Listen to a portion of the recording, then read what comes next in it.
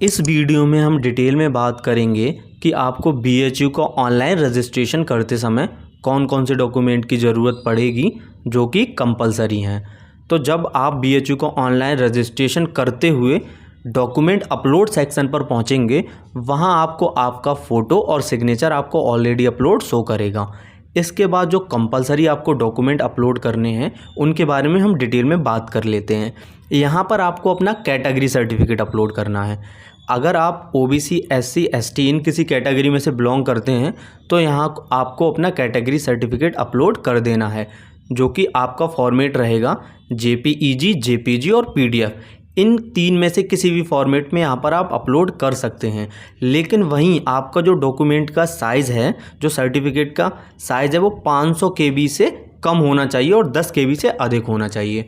वहीं इसके बाद आपको 10th की जो मार्कशीट और सर्टिफिकेट है उसको अपलोड करना कंपलसरी है। इसका भी सेम फॉर्मेट रहेगा जेपीईजी, जेपीजी और पीडीएफ, और यह भी 10 KB से अधिक होना चाहिए और 500 KB से कम होना चाहिए। अब हम बात कर लेते हैं कि both marksheet and certificate in single file आपको करना क्या है। अभी के समय क्या होता है कि कुछ स्कूल से आपको सर्टिफिकेट और मार्कशीट दोनों अलग अलग प्रोवाइड कराए जाते हैं, तो उनको एक कंबाइन फॉर्म में, मतलब उन दोनों की ही एक ही पीडीएफ बना लेनी है या एक ही जेपीजी या जेपीईजी फॉर्मेट में बना लेना है, उनको कंबाइन कर लेना है और उसको अपलोड कर देना है। लेकिन अभी के समय मोस्टली जो सर्टिफिकेट आते हैं, जो आपकी मार्कशीट आती है, उन दोनों एक ही में कंबाइन होते हैं।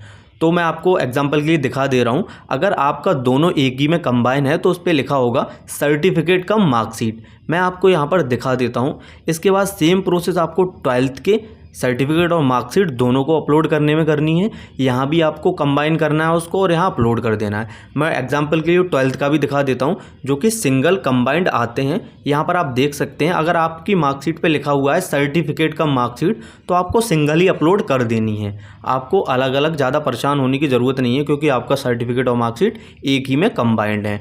इसके बाद जो आपको अपलोड करना है वह है आपका डोमिसाइल। यदि आपने यूपी के निवासी पर टिक किया है, यदि आप उत्तर प्रदेश के निवासी हैं तो आपको अपना डोमिसाइल सर्टिफिकेट अपलोड करना है। लेकिन यह ऑप्शनल है, ज़रूरी नहीं है। अगर आपके पास नहीं है तो इसको बनवा लें, क्योंकि यह एडमिशन करते समय आपको, जब आप एडमिशन लेने जाएंगे तो उस समय आपको ज़रूरत पड़ेगी। इसके बाद आपको कंडक्ट सर्टिफिकेट, ये भी ऑप्शनल है, और माइग्रेशन सर्टिफिकेट, ये भी अभी ऑप्शनल है। ये सारे डॉक्यूमेंट जो हैं, कंडक्ट सर्टिफिकेट और माइग्रेशन सर्टिफिकेट, आपको स्कूल से प्रोवाइड कराए जाते हैं, तो इनको आप स्कूल से ले लें, क्योंकि जब आप एडमिशन के लिए जाएंगे तो वहाँ पर इनकी आपको ज़रूरत पड़ेगी।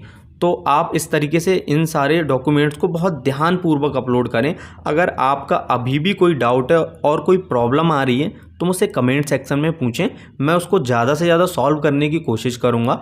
यदि आपकी कोई और ज़्यादा समस्या है तो मैं उस पर वीडियो बनाने की भी कोशिश करूँगा। यदि वीडियो आपको पसंद आई तो वीडियो को लाइक ज़रूर करें और चैनल को सब्सक्राइब करें।